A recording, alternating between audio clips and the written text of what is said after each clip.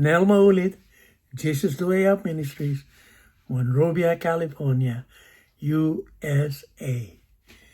Magandang umaga po, JWO family. Nandito po na naman tayo at tayo po ay mag-aaral tungkol sa mga bagay-bagay na dapat nating malaman, lalong-lalo na sa panahon mga ito. Sa mga panahong ito.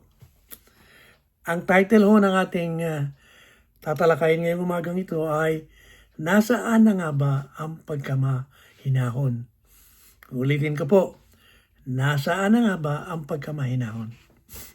Maraming nagsasabi na mas madalas pa raw tayo mag-Google kung paano natin aayusin ang tumutulong gripo kaysa kung paano ayusin ang ating problema sa relasyon. Para bang ang problema sa relasyon ay natural lamang at lilipas din kahit na hindi mo ayusin.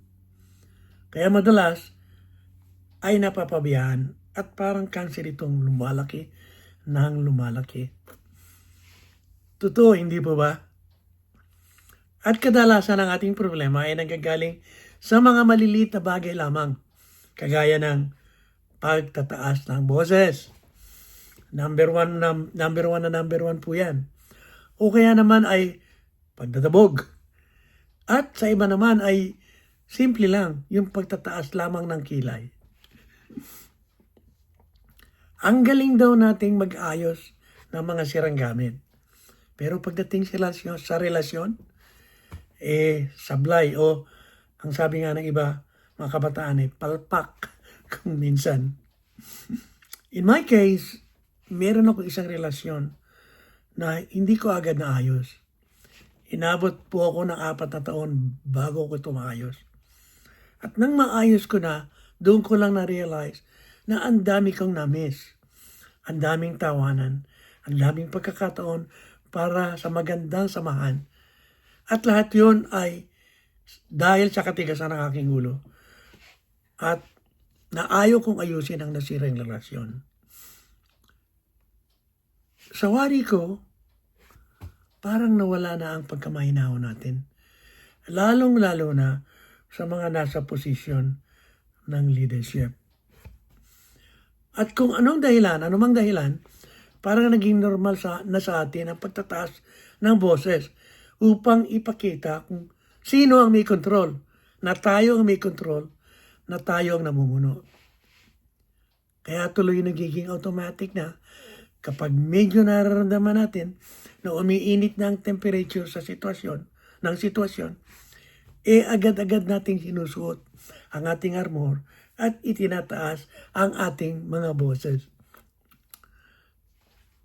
Ang problema ito, kapag mainit na ang ulo natin, ang hirap na pong bumalik sa pagiging kalmado. Ang pagbaba ng boses ay parang hindi natural. Minsan, parang delikado pa nga. Parang may nagbubulong po sa atin na, uy, baka mawalan ng respeto ang iba sa'yo. Pero ang totoo po lamang ay, ang pagkamahinahon ay hindi nagpapahina ng otoridad. Nagpapalalim pa nga ito. Hindi lang ito humantong sa pagsunod, kundi pati na ng pagtitiwala. Sa English po, ang pagkamahinahon ay gentleness. Ang definition po ng gentleness ay controlled strength. Controlled strength. Naalala ko ang kwento ni Mang Ben, ama ng 3 binatilyo. Isang gabi, umuwi ang mga anak niya na late. Maingay, pabaya, alam niyo naman, mga bata.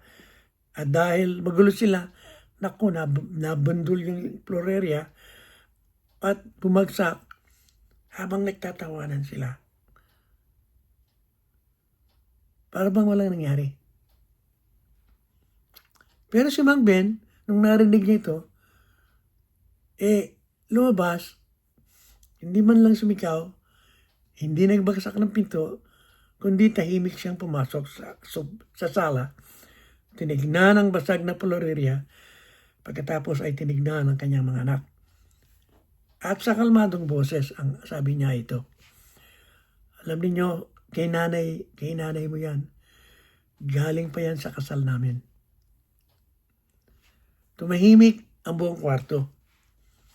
Walang sermon, walang sigawan, isang malumalay na tinig na puno ng alaala at pagmamahal.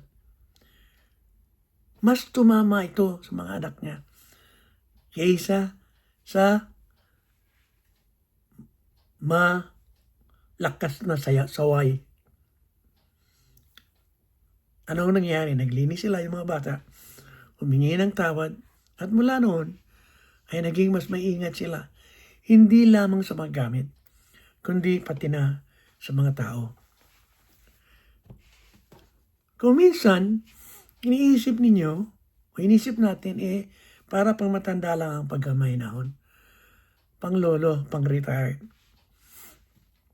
Dapat malaman natin na ang pagkamahinahon ay hindi nakadepende sa edad. Nakadepende ito sa ating mga puso. Kailangan ito ng mga binatang natututo na maging leader, mamuno.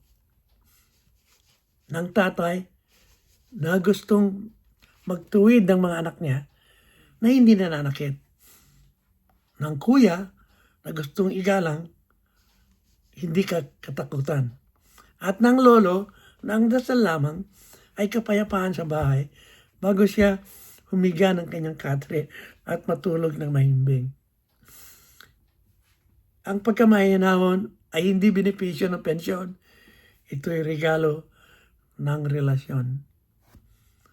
At habang maaga pa, dapat matutunan natin mas malalim at mas maganda ang epekto.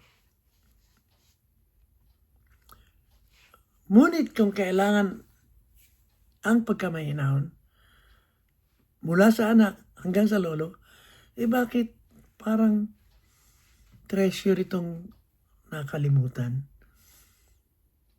Parang nawawala ng pagkamahinahon. Nasaan na nga ba ang pagkamahinahon kung minsan ay tinatawag nating kabaitan? Hindi po ito nawala.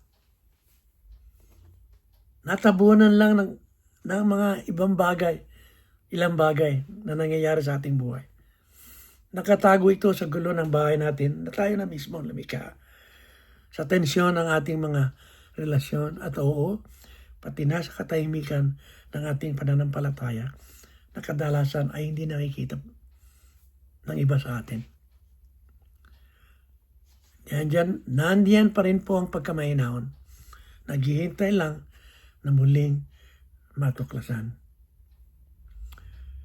Ating tandaan, ang pagkamahinahon ay hindi kahinaan, kundi kabanalan.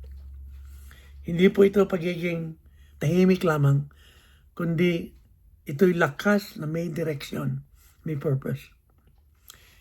Hindi po ito nakikita sa social media, sa trending na social media, at hindi po ito narinig sa mainit na argumento. Pero ito ang magandang balita. Hindi tahimik ang Biblia sa mga bagay na ito. Ang kakulangan ng gentleness ay tinatalakay na Biblia. Hinaharap niya ito. Pinapaalala ng Biblia sa atin na ang pagkamahinahon ay hindi opsyon. Ito'y kailangan, essential po, importante. At marahil, walang iba nang mas nakakalam ng katotohanan ito, kundi si Moses, isang lalaking tinawag ng Diyos na dumanas ng paulit-ulit na pagsubok. Galing sa kanyang mga tao, sa kanyang pamilya, kanyang mga kapatid, at sarili niyang init ng ulo. Nasaan na nga ba ang pagkamahinahon? Hindi pinanganak si Moses sa mahinahon. Hindi siya naglingkod sa ministeryo na may halo sa ulo na parang isang saint. Sa Numbers 20, nagrereklamo na naman ang mga tao at nainis si Moses. Ang mga tao ay humihingi ng tubig. Ang ginawa ng Diyos ay binigyan siya ng yung tinatawag nilang rolling stone o rolling rock. Ang sabi ng Diyos, ganito, kausapin mo ang bato. Pero anong ginawa ni Moses? Dahil sa kanyang kainisan, hinato niya ito ng kanyang staff, ng kanyang baston. Kaya dahil dito, hindi siya nakapasok sa promised land. Kung hindi tayo maingat, baka may mawala rin sa atin. Isang pangakong malaki, kagaya ng nangyari kay Moses. Alam ni Moses ang tama, pero minsan, nauuna ang emosyon kaysa sa pagsunod. Ang passion o alab ng puso ay okay, kailangan yun Pero kung ang passion o alab ng puso ay walang pagkamahinahon, ito ay parang apoy na walang fireplace. Hindi ito nagpapainit. Sinusunog niya ang lahat na malapit sa apoy. Atin pong aminin ito. Noon pa man hanggang ngayon, ang mga leader ay pinupuri dahil sa kanilang kalakasan. Hindi dahil sa kanilang pagkamahinahon. Tama po ba? Ang pagkamahinahon ngayon ay hindi pinagdiriwang. Madalas, pinapagdudahan pa nga ito. Pero iba ang pananaw ng Diyos. Gusto ng Diyos na gentle tayo sa lahat ng bagay. Kaya anong ginawa niya? Hindi niya pinabayaan si Moses. Bagkus, hinubog niya ito para maging mahinahon. Paano siya pinalambot ng Diyos? Sinabi ko nga, hindi nagsimula sa pagkamahinahon si Moses. Nagsimula siya na may dugo sa kanyang kamay at puso na nagliliyab sa katarungan. Pero hindi sumuko ang Diyos sa kanya. Numbers 12 verse 3, si Moses ay mapakumbaba, pinaka-humble sa lahat ng tao sa mundo. Abay, grabe po ito. Hindi po lamang simpleng pagbabago ng ugali. Ito ay spiritual na transformation. Sa Numbers 20, naunahan siya ng inis kaysa sa pagsunod. Parang habang tumatagal, siya ay nagbabago. Hindi biglaan ang kanyang pagbabago, kundi sa paglalakad kasama ng Diyos, sa pagsubok at pagkakamali, sa pagsisisi, at sa kanyang leadership, sa pamumuno. Mula sa pakikipaglaban gamit ang sariling lakas, naging intercessor siya sa lahat ng Israel para sa awa ng Diyos.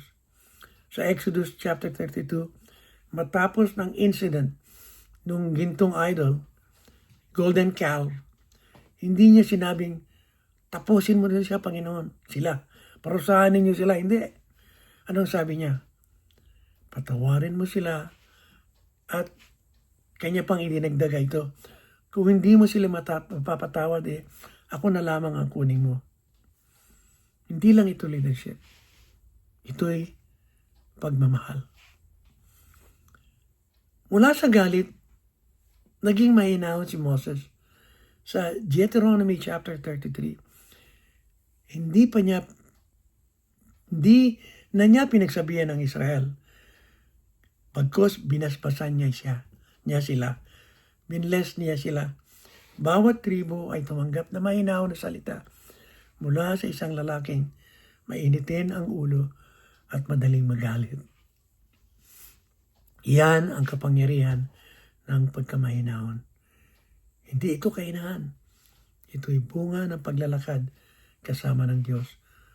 Kaya naman, ang iyong lakas ay nakokontrol mo sa iyong pagkamahinahon. Anong malaking aral? Anong ating napag-aralan? Ang pagkahinahon, again, ay hindi kahinaan. Ito'y lakas na lumalambot sa pamamagitan ng panalangin. Inuhubog ito ng pagsusubok, pinalalalim ng pakikinig, at pinipino ng pagsunod. Ito'y ugaling hinuhubog, hindi likas, hindi natural sa atin na maging gentle. Hinuhubog ito. At ang mga humuhubog ay ano-ano? Panalangin, pagsubok, pakikinig. Marami pong ginagawang Panginoon sa atin. At minsan, gaya ni Moses, natutuklasan lang natin ito pagkatapos nating magkamali. At hayaan ng Diyos na baguhin tayo. Ito po ang aking naranasan. 4 na taon na hindi ko inayos ang aking relasyon. Naging matigas ang ulo ko.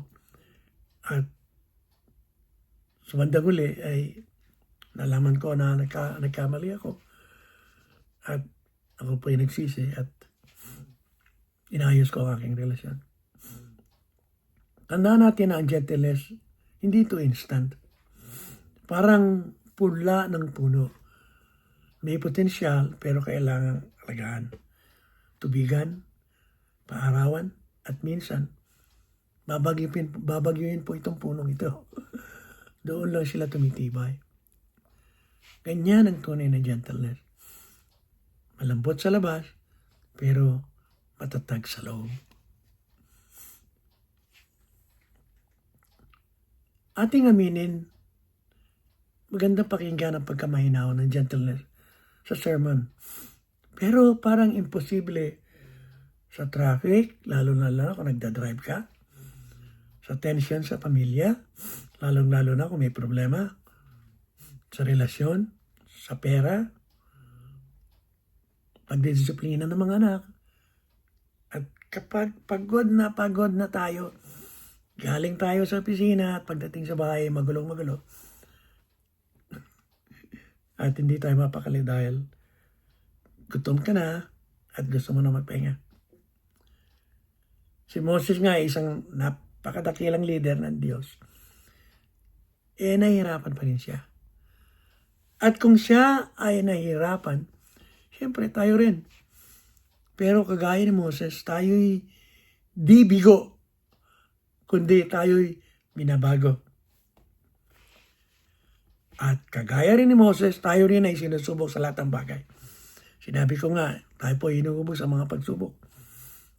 Sa ating asawa, sinusubok na hindi pagkakaintindihan, emosyon at spiritual na koneksyon. Ang pagkamahinahon ay nagpaparamdam ng kaligtasan ng relasyon, hindi lang katatagan. Sa ating po mga anak, pagwawasto versus koneksyon. Kadalasan, kinokorek natin sila pero hindi po tayo nakakakonek. Kailangan po koreksyon na may koneksyon. At ito'y nangyayari lamang hindi sa pagsigaw, kundi pag-explain kung bakit na-disiplina ang mga bata. Yun po ang koreksyon sa koneksyon. Sa ating mga kamag-anak, mga relasyon natin sa ating mga kamag-anak, minsan po may alitan sa pamilya. Hangganan, meron po mga boundaries na pumapasok yung iba at kadalasan tensyon sa pera.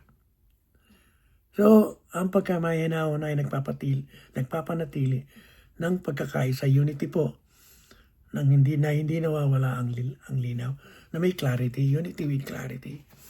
Alam natin ang mga hangganan, ang mga boundaries ng ating kamag-anak sa ating relasyon sa kanila. Sa ating mga kaibigan at bisita, tayo po ay popular sa pagka-hospitable natin.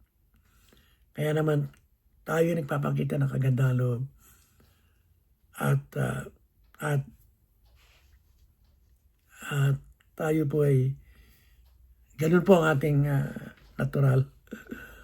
Kaya naman, pero minsan po may mga argumento, lalong-lalo na sa mga subjects ng faith, subjects ng religion. Kaya dapat po magpakamahinahon tayo sa ebanghelyo na walang argumento. Ang pagkamahinahon ay hindi Aghimat, hindi po berto dito. Ito isang desisyon.